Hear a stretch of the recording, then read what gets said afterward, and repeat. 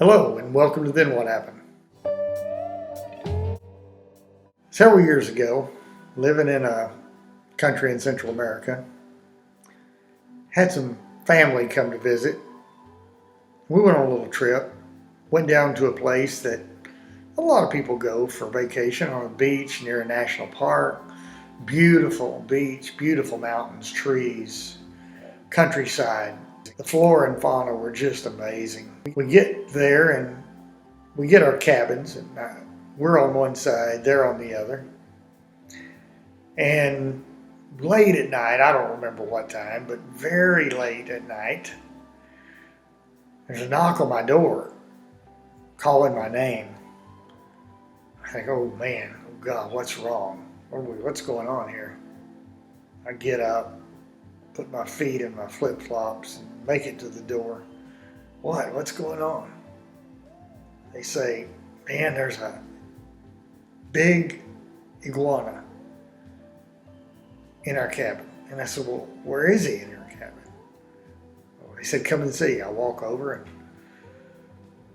walk into the cabin, and sure enough, there's an iguana. He's pretty good size. He's up in the rafters, just sitting there. He's not doing anything. He's just sitting there. And the ceiling's pretty high. It's 10 foot or so. And so he's up there in the rafters, just sitting on a rafter, minding his own business. And I said, And they said, well, what are you going to do? And I said, I'm going back to bed. Well, what are we going to do? I said, I would suggest you go to bed. He's not going to come down here to fight with you, and you should not go up there to fight with him. Let's just leave it alone. And I started walking back to my cabin, and they followed me and said, aren't you going to get up there? Aren't you going to do something? I said, what would you like for me to do?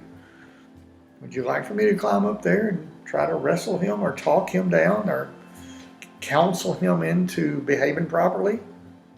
I think if you leave him, he's probably going to just sit right there all night, and you're going to sleep and everything's going to be lovely. And so I went back to my room and I shut the door and I slept. I don't think they slept much. But sometimes with life, you just got to let it go. Nothing you can do about it. Getting up there to try to deal with the situation, sometimes dealing with certain people in certain situations, sometimes fighting a battle that's not even really a battle. See, they were bothered because they were not used to living in places where critters roamed, where animals kind of did what they wanted to do. But there was no exterminator to call when we didn't want to hurt the poor fella anyway. There was no help to get a net or device to trap him. We would have all been hurt in the process. And I'm going to tell you, there's sometimes that you're better just to not be involved. Let it go. Let those things, those words, those battles that are not yours to fight, just let it go. And if you let that iguana sit there a while, he'll probably sleep and just do fine. And the next day you can leave and he'll be fine. He'll probably leave when he gets a chance. But don't go wrestling with something that's not yours to wrestle with. Just go ahead, let it be. And you go ahead and be you, do your thing, and let them do theirs. Thank you for joining us. Then What Happened? Comment, subscribe, like. We'll see you next time. Have a great day.